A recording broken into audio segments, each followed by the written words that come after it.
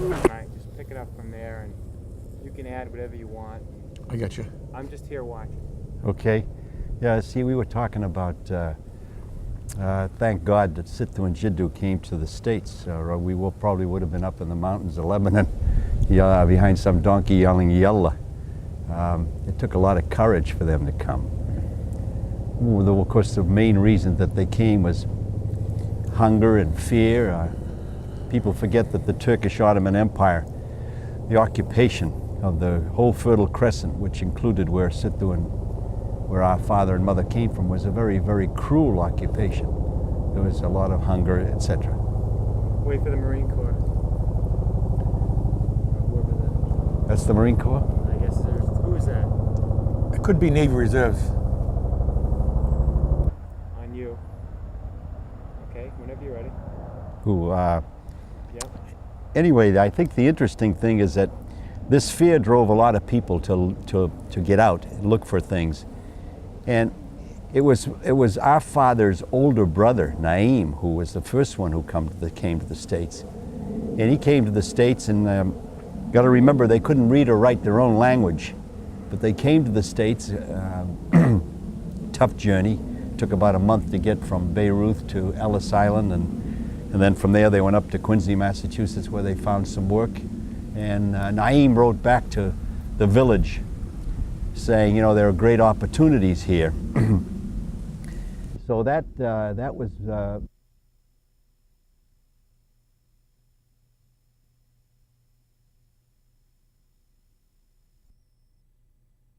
1902. We're not sure exactly the first time. He came to the States, he worked for a while, made some money, and then he and his brother went back to get brides. Our father, thank God, got married. He married this very, very young lady.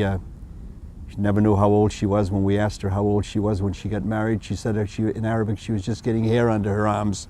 So we figured she was just reaching puberty. Anyway, our father came out before the World War I clouds were gathering. Naim made the mistake of staying too long.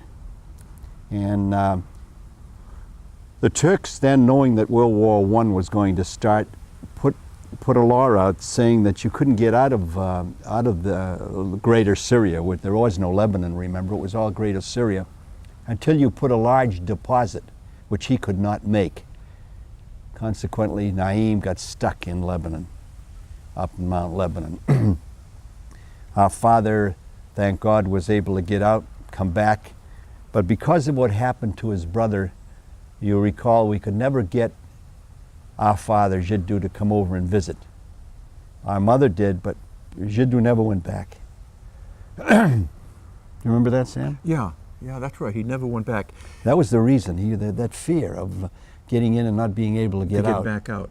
He always wanted to go back, but he never did. He always wanted to, but he never did. But Ma did. She made several visits there, and every time she went there, she always found it a very beautiful visit. Yeah. And how beautiful Beirut looked, and how nice it was to go back to the old country. I remember one particular thing about Ma. When she went back to visit the first time, it was probably 35 years before she went back. Right? And when she left there as a young girl, she remembered a boulder used to be right in front of the door. You step out of their house, there used to be a boulder that was there, and she remembered the boulder was still there, that nobody ever moved it.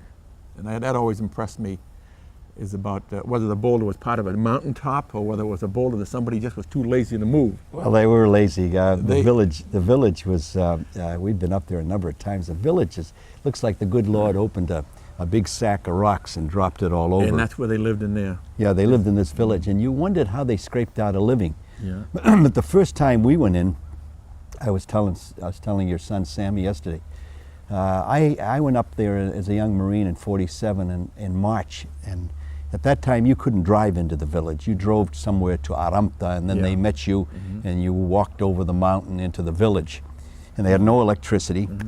I shared a room with a donkey. It was so cold up there. They used to bring the donkey in and put him in a little corral in the corner of the house. Yeah. And in the morning, They fed you. Everything that they fed you came from that rocky patch of land that they had. Amazing. They gave us. Olives that come off The olives, the goat cheese. Yeah. They gave us. I'll never forget the time they had fresh eggs.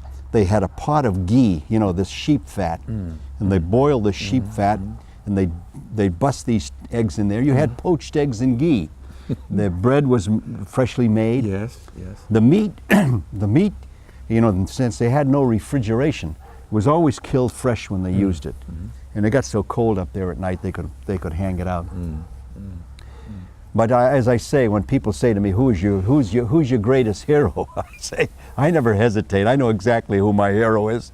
My hero is my father, and I thank God that he left that part of the world and gave us the opportunities he did here. Yes, I have to concur with that, because if we were still there, I'm afraid we'd be pretty much poverty struck. Yeah, With really. all the rest of the people that are suffering over there. It was really a beautiful thing when I keep thinking about Pa and what he put up with to come here and how he suffered here. When he came here, there was no opportunities for people that they couldn't read nor write. And what they ended up with was the hardest labor anybody could perform. All the people that could read English and write English got the good jobs. But the people that couldn't got the jobs that were almost subhuman. They used to have them hired on as riveters at the shipyard down in Quincy. And that job was no harder occupation.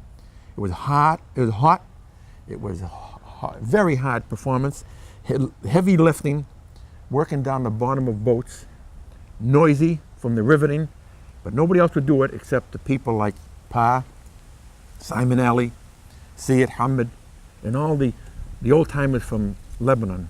They would get that work because none of the Irish guys or the Scottish guys would take it. Yeah. They could read English and they could understand English. So they got the jobs as foremen, bosses, but the little guys like our parents got the dirty work. And one of the reasons that he never learned good English, God rest his soul, was because I remember his whole team were Arabs and they used to speak each other. For instance, he was the riveter, and then there was a holder who held the rivet, and there was the heater, and there was a passer. There was a four-man gang, and they all were Arabs. Yeah. And so they spoke Arabic to one another all day. And as a result, it didn't do their English any good. Right. But it was an amazing thing. When he came to the States, the interesting thing I remember on names, when he came to Ellis Island, they asked him what his name was, of course, and he said Amin Muhammad. And so the translator, the interpreter translator, wrote his name phonetically. That's how our name came out, A-M-E-E-N, which is good because, as you know, in most of the world they spell it the French way, Amin, A-M-I-N. So that was interesting, and how he got his name, and they spelled his father's name, Muhammad. They spelled it also phonetically, M-O-H-A-M-E-D. Now, I remember in 1975, during the Troubles, during the lull in the fighting, I took my Pat up there, and Pat remembers telling this story, having a conversation with Naim, our father's older brother, was still alive and well in 1975, straight as an arrow, didn't need any glasses, and he still had a love affair with the United States, and he got tears in his eyes when he told her the story about not being able to meet the deposit in order to get back out and come back. Yeah, that's unfortunate. Yeah. And as a result of that, he suffered maybe 40 or more years of the poverty in that country. Yeah. Although I've never been there, but I often hoped that I had gone there. But maybe someday, when Beirut and Lebanon get secure again, I'd like to go back and just see the country. Because Ma used to praise how beautiful it was, the weather, the ocean. Beautiful country. The most beautiful country in the Middle East, really. It's amazing what's happened to it. Yes, someday perhaps. Here's that book, and maybe let's ask Uncle Mike if he could read anything on it. Oh. Oh.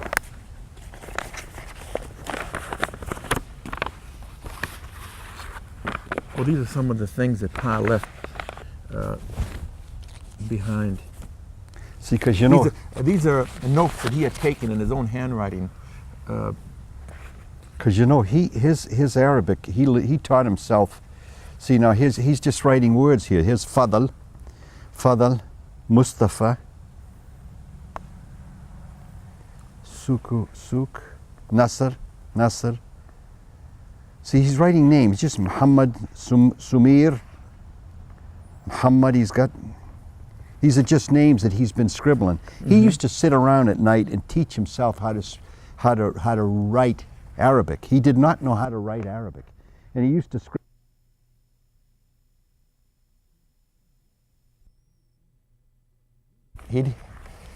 Almost every day he'd read out of the Quran. He'd put the Quran down and read for hours. Yeah. And make these inscriptions in Arabic. Here's some of the notes that he had taken. Yeah.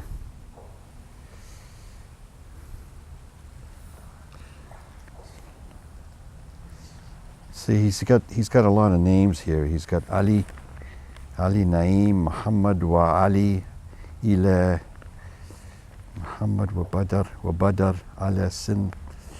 See? He's just written a lot of names. He's just written a lot of names. It's interesting. He's using the Jisr, Jim Sin.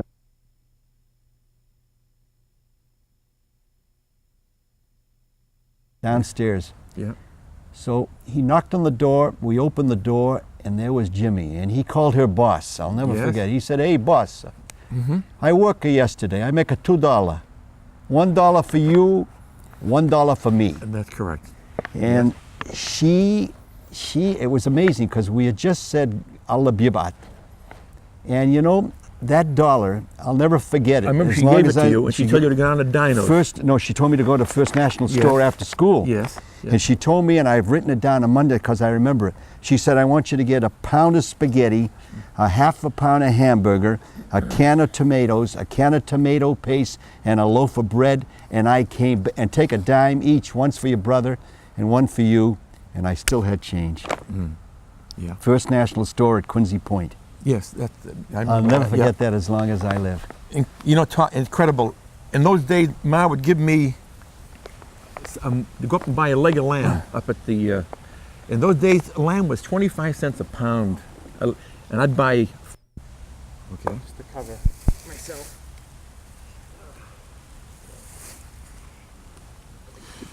Yeah. I remember how we used to go down to Dinos and buy stale cake And you know, and stale bread because we couldn't afford the first class bread.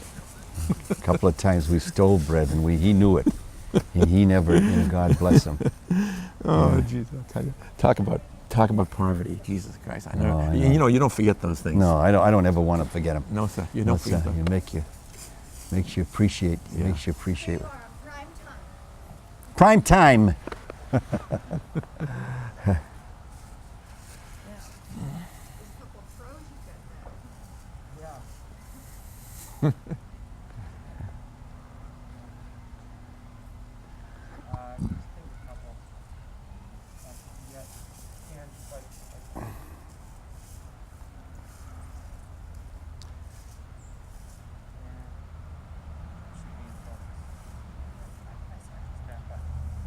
And will it wind itself? I don't no, know. you'll have to wind it. I'll have to do it.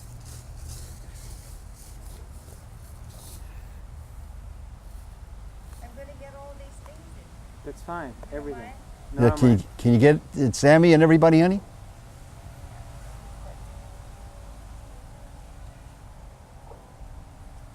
Okay, ready? Ready? Cheese.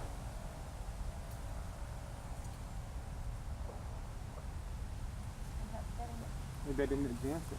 I'm pressing a 7 or nothing.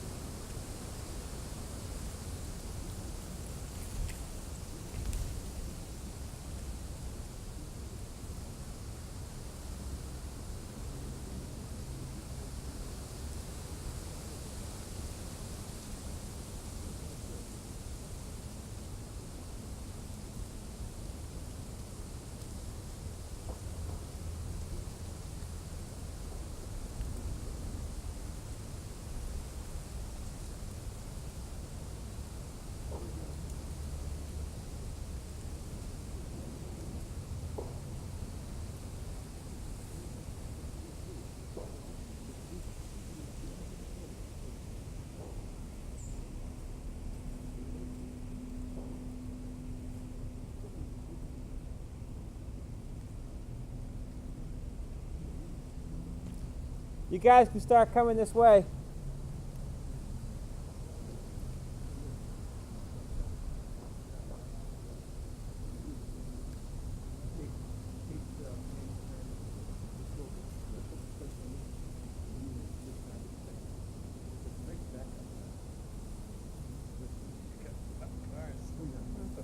They're right. They're out of the way. What do you think, producer?